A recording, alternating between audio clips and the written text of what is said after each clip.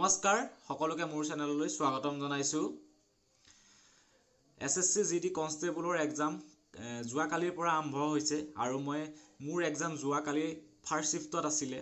গতিকে মোৰ এক্সপিৰিয়েন্সখিনি আজি আপোনালোকক এই ভিডিঅ'টোত শ্বেয়াৰ কৰিম বুলি ভাবিছো যে কি ডকুমেন্টছ লাগিব বা আপোনালোকৰ তাত কি কৰিবলৈ দিছে, কি নিব লাগিব, কি নিব নালাগে, কেনেকুৱা ধৰণৰ কুৱেশ্যন আহিছিলে বা আপোনালোকে কেনেকৈ তাত কি কৰিব, সকলোখিনি কথা মই এই ভিডিঅ'টোতে আপোনালোকক জনাম।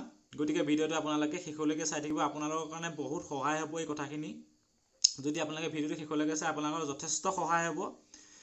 ব'লক তেতিয়াহ'লে আমি ভিডিঅ'টো আৰম্ভ কৰোঁ। প্ৰথম কথাটো হ'ল আপোনালোকৰ যোনটো ৰিপৰ্টিং টাইম আছে সেই ৰিপৰ্টিং টাইমৰ মতে তাত আপোনালোকে নিজৰ চেণ্টাৰত আপোনালোকে সময়মতে যাব।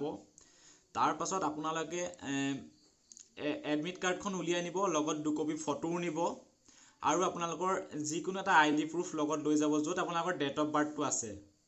তাৰপিছত আপোনালোকে এডমিট উলিয়াওঁতে এডমিটৰ লগত এখন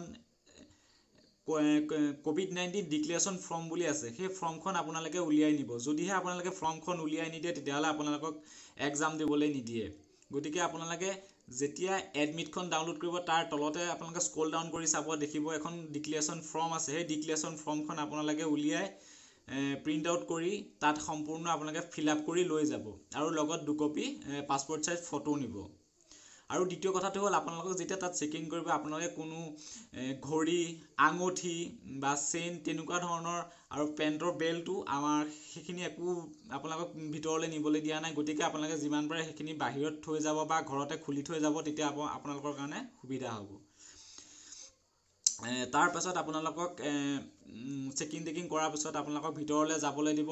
তাত আপোনালোকে লেপটপ সকলোকে কম্পিউটাৰ দিব। কম্পিউটাৰত আপোনালোকৰ ৰেজিষ্ট্ৰেশ্যন নাম্বাৰ থাকিব, ৰেজিষ্ট্ৰেশ্যন নাম্বাৰ মতে আপোনালোকক বহিবলৈ দিব আৰু আপোনালোকৰ যোনটো ডেট অফ বাৰ্থ আছে সেই ডেট অফ বাৰ্থটো আপোনালোকৰ পাছপৰ্ট হ'ব। তাৰপিছত আপোনালোকৰ এক্সাম দিব পাৰিব। যেতিয়া ষ্টাৰ্ট হ'ব তাৰপাছত আপোনালোকে এক্সাম দিব পাৰিব। কথাটো হ'ল এতিয়া এনেকুৱা, আপোনালোকে জানে যে 4টা ভাগত হ'ব, 4টা ভাগ জেনেৰেল নলেজ, মেথছ, ৰিজনিং আৰু গ্ৰামাৰ আছে। গতিকে আপোনালোকে আজি মই এটা ভুল কৰি থৈ আহিলোঁ, সেই ভুলটো যাতে আপোনালোকে নকৰে।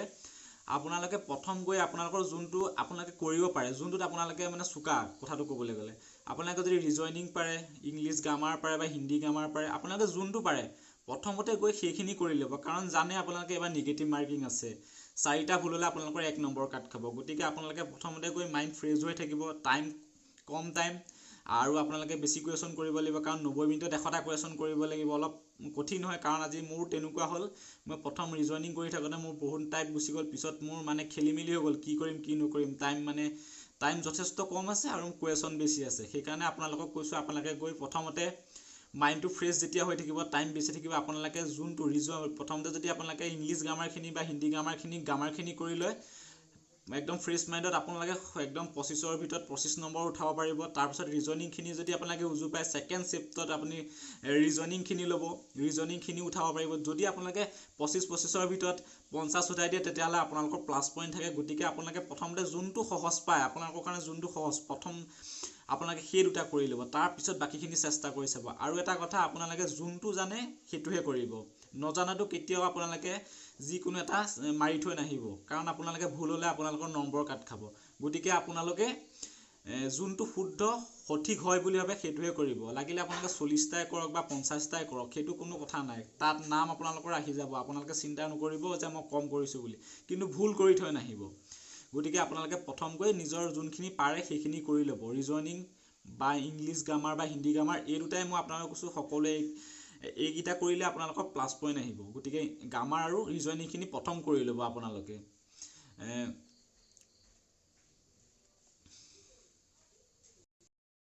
আজি আমাৰ কুৱেশ্যনৰ পৰা আমি দেখিলোঁ যে গ্ৰামাৰখিনিত আপোনালোকে নম্বৰ ধুনীয়াকৈ উঠাব পাৰিব, গ্ৰামাৰখিনি ইমান টান অহা নাই আৰু ৰিজনিংখিনিও ইমান টান অহা নাই, কিন্তু মেথছ আৰু জিকেখিনি অলপ টান আহিছে।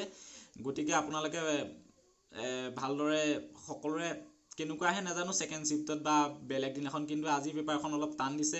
ৰিজনিং, মেথছ অলপ আৰু জিকেখিনি অলপ টান দিছে, বাকী গ্ৰামাৰখিনি অলপ ভালেই দিছে বাৰু, কৰিব পৰাই দিছে। গতিকে আপোনালোকক এইখিনি কথাই ক'লোঁ। তাৰপিছত আপোনালোকৰ যেতিয়া এক্সাম শেষ হ'ব আপোনালোকে কম্পিউটাৰত ছাবমিট কৰি পেলাই ওলাই আহিব পাৰিব। গতিকে আপোনালোকে মই কোৱা কথাখিনি ফ'ল' কৰিব ৰিপৰ্টিং টাইমৰ মতে হেৰিয়ত আপোনালোকে চেণ্টাৰত যাব তাৰপিছত আপোনালোকে এক্সাম দিব পাৰিব গতিকে এইখিনি কথাই ক'লোঁ এইখিনি কথা যদি আপোনালোকে ফ'ল' কৰে আপোনালোকৰ এক্সাম ভাল হ'ব গতিকে মোৰ এক্সপিৰিয়েঞ্চ এইখিনিকে ক'লোঁ গতিকে যদি ভিডিঅ'টো ভাল লাগে এটা লাইক কৰি দিব আৰু প্লিজ চেনেলটো ছাবস্ক্ৰাইব কৰি দিব ধন্যবাদ